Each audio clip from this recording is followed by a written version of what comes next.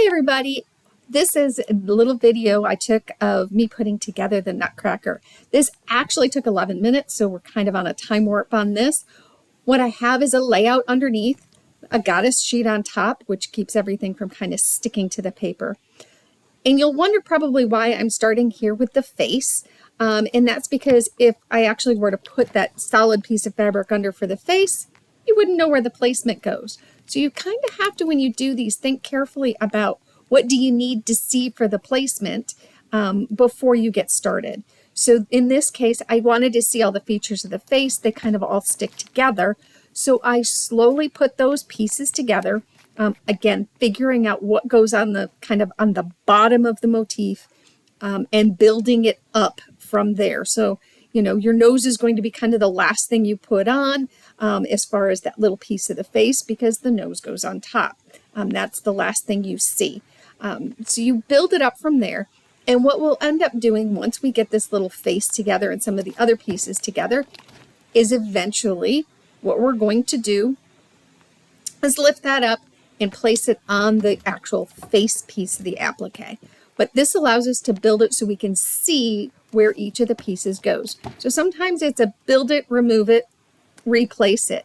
And so that's what I'm doing with all these little pieces here, where I need to actually see specific placement before fusing it to what's underneath it. It makes it a little cleaner. So you have to kind of segment these out. This is where the engineering brain comes in play and is pretty helpful for this. So now I've got his golf club put together. And next thing I'm going to work on over here is that golf bag. And the clubs are in the bag, so the clubs go first, the bag goes on next, and then the pockets of the bag will go on after that. And each time you think your pieces are going to start to wiggle a little bit too much, that's a good time to fuse it. And we're fusing it here with a hot, dry iron, just like the manufacturer recommends from the fusible, and working at this pieces at a time. Now, to lift this off, I'm using the goddess sheet, which is a little slick. Like the gypsy mats are a little, don't have as much freedom to move around, so you may choose to use those. But in this case, if you have to lift it up to move a piece, I use my fingernail. If you don't have a fingernail, you can use a thing or something along those lines, but you don't want anything sharp because you don't want to cut either the sheet or the applique. So what you'll see happen next is I put his face down, and now I'm going to put the details of his face on top of that. It's because I already know they're all together. I can kind of match the outlines to the layout underneath. You can see I got to move his little beard there so it's in the right spot. And miraculously now we have a full face. Next thing I'm doing is putting together kind of his arms, because those are layered. And I'm putting the arms on to make sure that the sleeve fully covers the arm below it. And sometimes you have to kind of nudge things around a little. Maybe a pair of tweezers might help you with that for the really small pieces.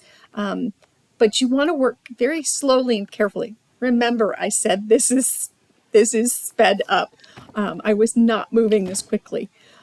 Next thing I'm going to add here is this little sweater. You can catch another video about how I actually put the design on this fabric by using some specialty stitches.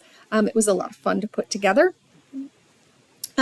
Next goes on his little arm, because that arm is on top of the sweater.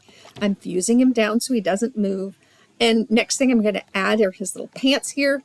The pants were a little bit, I will tell you, if you're using some sort of a pattern, sometimes they can be a little difficult if you want to keep the lines aligned, which getting his feet to stay put and his little plaids to stay put at the same time, I probably should have used his legs down first and then tried to add the little feet, because keeping those aligned was a little bit difficult without fusing it first.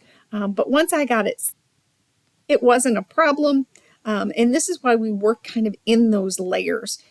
It allows you to make those small adjustments, then fusing it, and then adding the next pieces.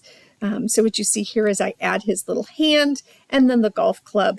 And you can see why adding the ball there in the club, trying to put those together after the fact would have been a little more difficult to see where that ball placement went.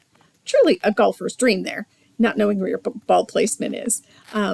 Lastly, we're putting this little bag down, And like I said, I wanted it to go in the golfer. It's not the main focus, so that goes toward the back.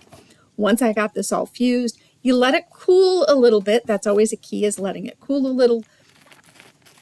Once you get it cooled, then you can take that piece, peel it up, and then add it on top of a piece of fusible or a piece of fabric and fuse it back down.